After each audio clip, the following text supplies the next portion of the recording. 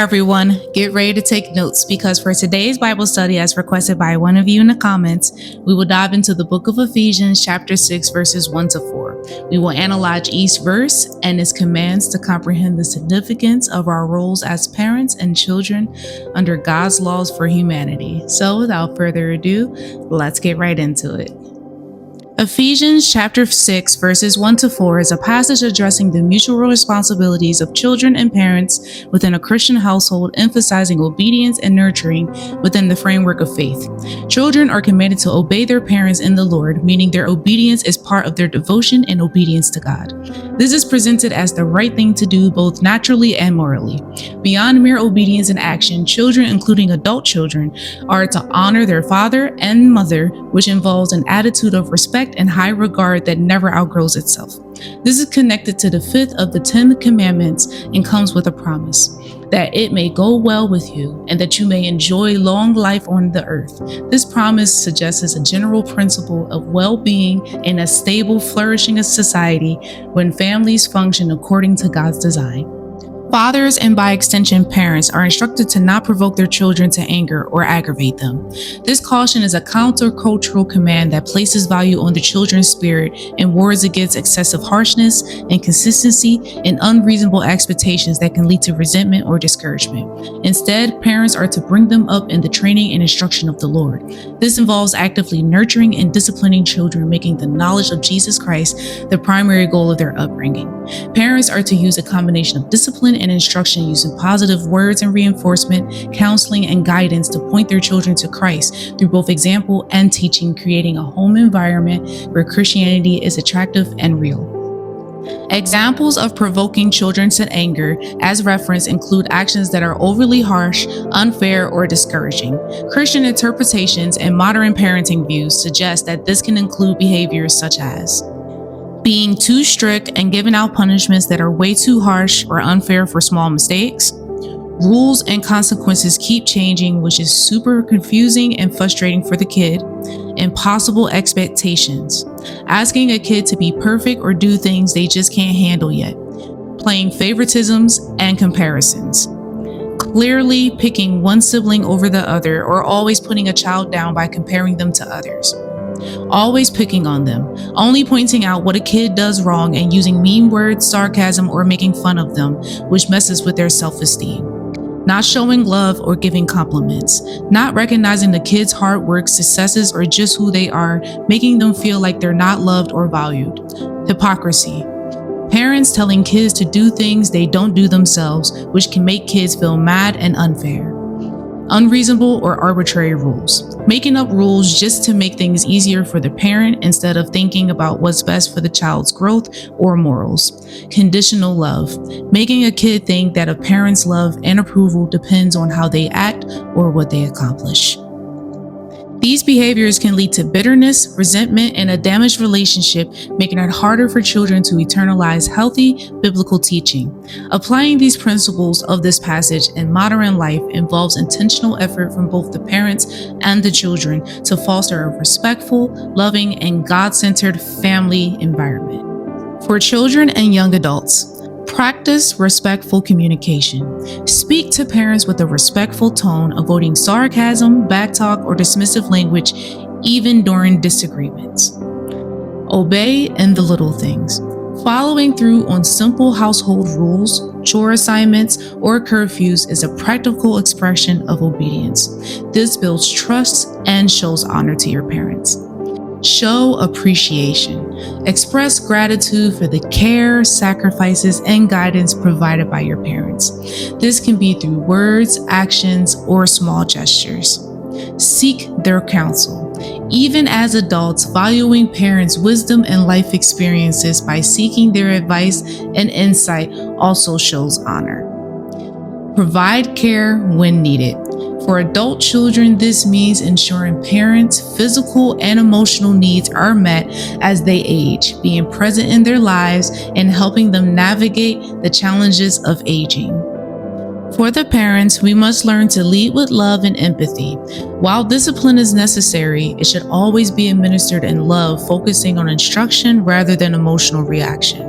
Avoid using power dynamics to shame or belittle your children. Set consistent boundaries.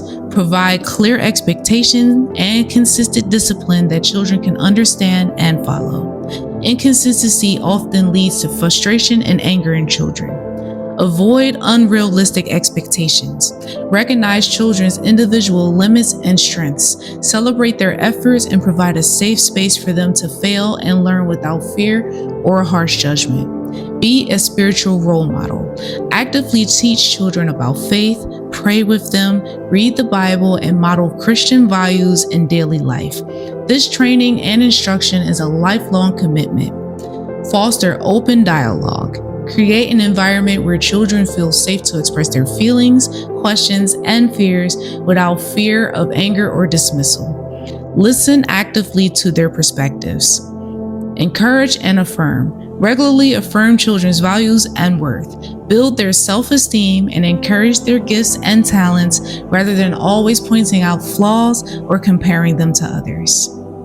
To apply Ephesians chapter 6, verse 1-4 in modern life, both children and parents must act with mutual love and respect within a household centered on Christian principles. For children of all ages, obey in the Lord. While young children should obey their parents in most matters, obedience has limits when a parent demands something that goes against God's explicit commands or promotes harmful behaviors. Show honor consistently. This involves an attitude of respect that is a lifelong commitment extending into adulthood. For adult children, honor translates into giving due weight to parental advice, showing kindness, and providing care and support for elderly parents when they are in need. Communicate respectfully. Even when questioning a parental decision, children should do so with a respectful tone, avoiding arrogant defiance or public humiliation of their parents. Forgive and move forward. If parents have been imperfect or even abusive, honor them does not require maintaining a toxic relationship, but involves forgiveness and a healthy attitude, trusting in God's grace to heal the past. For parents, especially fathers, be actively involved. The responsibility of raising children in faith rests primarily on the parents, not solely on schools or the church. This requires parents to be present and engaged in their children's lives. Balance love and discipline. This involves a balance of nurture, training, and verbal guidance, instruction, administered with love and patience, not harshness or anger. Discipline should be a part of a larger training program aimed at character development, not just punishment. Avoid provoking anger. Parents should be careful not to discourage or embitter their children through inconsistency in discipline or expectations, unreasonable demands that do not account for the child's age or abilities, comparisons with other siblings or peers, verbal abuse or failure to express approval and love. Model faith through example. Parents should live out their faith joyfully in their daily lives, including praying with and for their children, reading the Bible together, and involving them in service projects. Their lifestyle and priorities should demonstrate the importance of God in their lives. Guide, don't control. The goal is to raise children to become independent, faithful adults who can stand before God on their own, not to create a dependent relationship. By following these principles, families can create a nurturing, God-honoring environment that provides a strong foundation for both children and parents to thrive. This passage alone serves as a lesson for all of us as His children to ensure that each of us will teach our future generations how to effectively take charge of one another within the Lord. Our earthly parents are expected to reflect the love that God has for us. However, when God is absent from this family dynamic, Satan takes advantage of this situation and tears families apart. God called us to be fruitful and multiply for the glory of His kingdom, but Satan distorts this dynamic through the media and music to weaponize the future generations of our children to attempt to destroy anything that remotely glorifies God. Therefore, we must pass on the knowledge and the wisdom of God's word to break the strongholds of generational curses that forms in a godless household by reintroducing the moral order, healing, and peace that lies within God's truth. And that concludes this Bible study. If you enjoy these Bible study breakdowns and would like to see more, simply type amen and or suggest Bible verses that you all think I should break down next in the comment section. Also, please consider following, liking, and sharing this message with others to help spread the gospel. For more deep dives on other biblical topics and teachings, please subscribe to my YouTube channel that's linked in my bio. Remember, it is our duty to spread the true gospel of Christ so that we can help Yahuwah save as many souls as we can. God bless, and please stay safe.